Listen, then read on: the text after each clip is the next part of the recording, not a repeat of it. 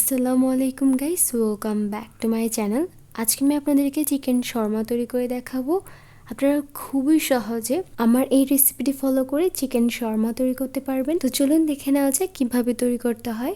সবার আগে আমি চিকেনটা ম্যারিনেট করে নিব। তার জন্য এখানে একটি মিক্সিং বোল নিয়েছি। এর মধ্যে আমি 1 টেবিল চামচ পরিমাণ আদা বাটা আর 1 টেবিল চামচও কিছুটা কম রসুন বাটা দিয়ে দিয়েছি, আর পরিমাণ মতো লবণ দিয়ে দিয়েছিলাম, আর মরিচের গুঁড়ো 1 চামচ দিয়েছি। এই জায়গায় ভিডিওটা অন করতে ভুলে গিয়েছিলাম। এখানে 1/4 চামচ পরিমাণ কালো গোলমরিচের গুঁড়া দিয়ে দিয়েছি, 1/2 চামচ পরিমাণ জিরার গুঁড়া, 1/2 চামচ পরিমাণ ধনিয়ার গুঁড়া দিয়ে দিলাম। দিয়ে দিচ্ছি 1/2 চামচ পরিমাণ গরম মশলার গুঁড়া। এখানে 2 টেবিল চামচ পরিমাণ গুঁড়া দুধ দিয়ে দিচ্ছি। এটা হচ্ছে টক দইয়ের পরিবর্তে দিচ্ছি। আপনাদের কাছে টক দই থাকলে এখানে আপনারা 4 টেবিল চামচের মতো টক দই দিয়ে দিবেন, তাহলে গুঁড়া দুধ দেওয়ার কোনো দরকার নেই। 2 টেবিল চামচ পরিমাণ সয়া সস দিয়ে দিলাম, আর দিয়ে দিচ্ছি লেবুর রস প্রায় 1 থেকে 1.5 টেবিল চামচ পরিমাণ।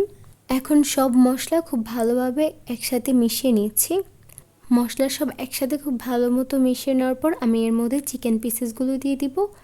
এখানে আমি মোটামুটি একটু বড় করে চিকেন পিস করে নিয়েছি। আমি পরবর্তীতে এগুলো ফ্রাই করার পর ছোট ছোট করে কেটে দেন শর্মাতে দিব। আর নর্মালি রেস্টুরেন্টে ওনারা শিকের মধ্যে মাংসগুলো আগে গেঁথে নেয়, তারপর কুক করে ওইখান থেকে কেটে কেটে দেন শর্মাতে দেয়।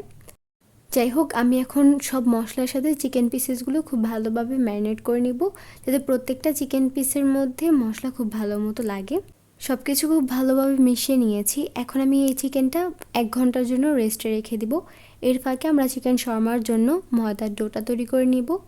এখানে একটি মিক্সিং বোলের মধ্যে আমি 2 কাপ পরিমাণ ময়দা নিয়ে নিচ্ছি।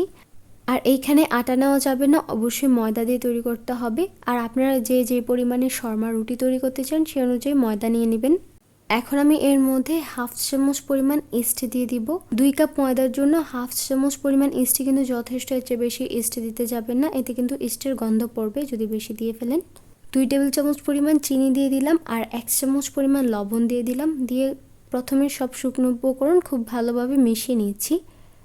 সব কিছু খুব ভালোভাবে মেশানো হয়ে গেলে আমি এর মধ্যে 2 থেকে 3 টেবিল চামচ পরিমাণ তেল দিয়ে দিচ্ছি। তেলটা দিয়ে আবারও সব কিছু খুব ভালোভাবে একসাথে মিশিয়ে নিব। তেলটা এরকম পরিমাণে দিতে হবে যাতে ময়দার সাথে তেলটা মেশানোর পর হাতে নিয়ে মুঠোই করলে যাতে একসাথে যে জড়ো হয়ে থাকে, এরকম আমি আপনাদেরকে দেখিয়ে দিচ্ছি যে কীরকম হবে। এখন ডোটা তৈরি করার জন্য আমি এর মধ্যে হালকা গরম কুসুম পানি একটু একটু করে অ্যাড করব, আর খুব ভালোভাবে মিশিয়ে নিব। আর পানিটা অবশ্যই কুসুম গরম পানি হতে হবে। আমি প্রথমে অল্প পরিমাণে পানি দিয়ে খুব ভালোভাবে মিশিয়ে নিচ্ছি। অল্প অল্প করে পানি দিয়ে মিশিয়ে নিতে হবে, যাতে পানির পরিমাণটা একদম পারফেক্ট হয়, না হলে কিন্তু ডোটা ভালো হবে না। তাই অল্প অল্প করে পানি দিতে হবে আর মিশিয়ে নিতে হবে। ডোটা যখন দেখবেন একটু হালকা স্টিকি স্টিকি মনে হচ্ছে, তখন আর পানি দিবেন না। আর আপনারা দেখতেই পাচ্ছেন আমি অল্প অল্প করে পানি দিয়ে মিশিয়ে নিচ্ছি। আর আমার ডোটা কিন্তু একদম হালকা একটু স্টিকি স্টিকি হয়েছে, মানে ডোটা পারফেক্ট হয়েছে। এ পর্যায়ে আমি আর পানি দিব না। এখন আমি এর মধ্যে তেল দিয়ে দিচ্ছি প্রায় 2 টেবিল চামচের মতো। 2 টেবিল চামচ পরিমাণ তেল দিয়ে আমি আবারও খুব ভালোভাবে ডোটাকে একটু মথে নিব। আর এই পর্যায়ে ডোটা যত ভালোভাবে মথে নেবেন ততই কিন্তু পারফেক্ট হবে এবং সফট হবে।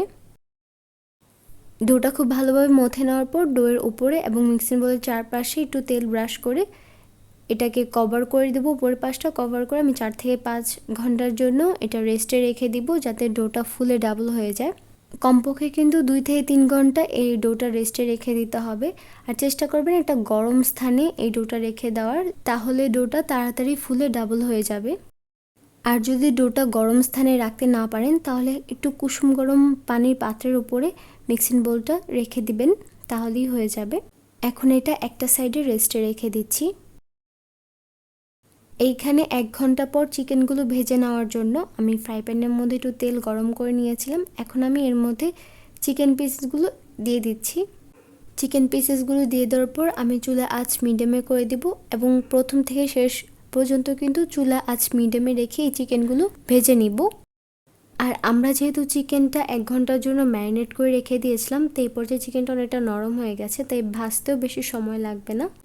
যতক্ষণ না পর্যন্ত নিচের অংশটা লালচে কালার চলে আসছে ততক্ষণ এটা আমি ভেজে নিব। এ পর্যায়ে দেখতেই পাচ্ছেন নিচের অংশটা লালচে কালার চলে এসেছে। এখন আমি চিকেন পিসগুলো উল্টিয়ে দিব। উল্টিয়ে অপর পাশটাও একইভাবে লালচে কালার করে ভেজে নিব।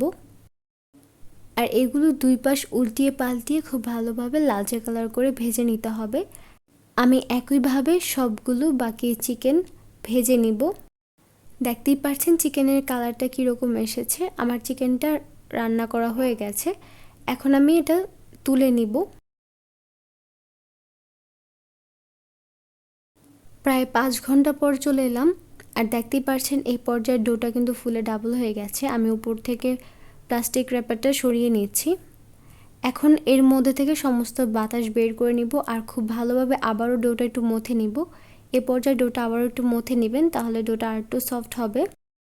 এখান থেকে কিছু পরিমাণে ডো নিয়ে আমি পরোটার মতো করে বেলে নিয়েছি। নর্মাল যে পরোটা খাই ওরকম করে বেলে নিয়েছি। এখানে চুলার পর একটি ফ্রাই প্যান গরম করে নিয়েছি হালকা। ফ্রাইং প্যানের মধ্যে রুটিটা দিয়ে দিলাম। এখন চুলায় আঁচ মিডিয়াম টু লোয়ে রেখে দিব। মিডিয়াম টু লোয়ে এইভাবে আমি 4 মিনিটের মতো রেখে দিব। আপনারা চাইলে ঢাকনা দিয়ে ঢেকেও এই পর্যায়ে রাখতে পারেন।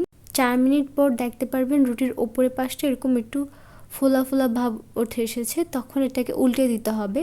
রুটিটা উল্টিয়ে দেওয়ার পর আমি অপর পাশ একইভাবে 4 মিনিটের জন্য একটু ছেঁকে নিব।